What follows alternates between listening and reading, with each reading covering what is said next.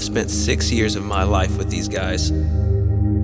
6 years to realize the importance of consistency and commitment. The journey has not been an easy one. I think it goes without saying that spending that much time with the same people, you learn their tendencies, their mannerisms, what makes them tick.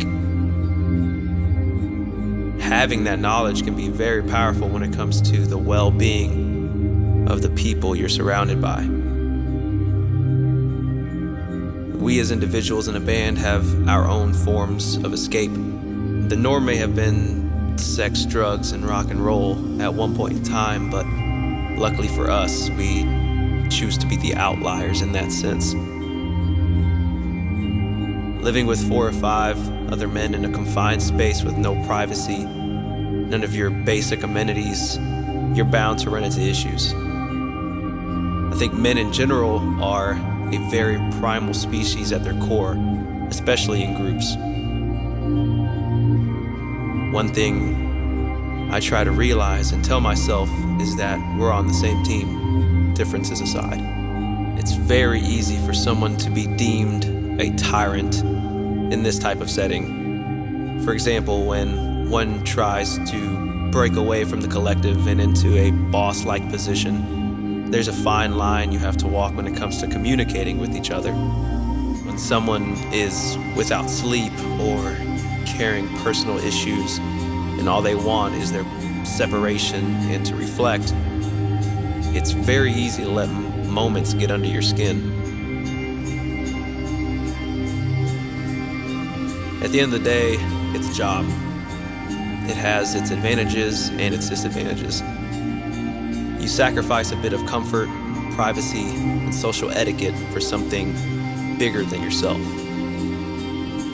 You get to travel and gain new worldly experiences, share your creation to the world, and have those genuine human interactions with complete strangers who can do nothing for you. Play shows and be completely submerged in the moment. It outweighs the negatives tenfold. I think the morale of an artist on the road is predicated on the amount of love they receive from their work.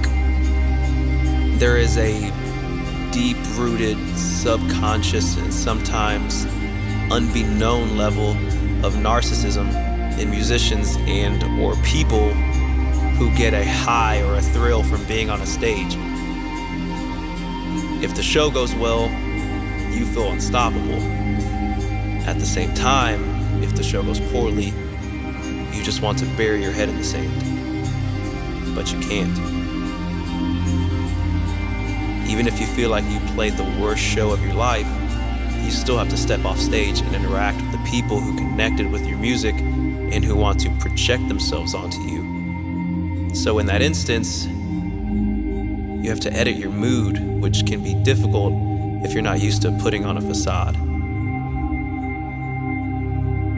One of the most important things to me that I've learned or I've taken away when it comes to playing in this band is learning how to handle people. Anger used to be a reoccurring feeling for me when having to deal with the problems that would arise. Learning to be patient in how to effectively convey yourself in a manner that is conducive to progressing. It's definitely helped me grow as a person inside and outside the band setting.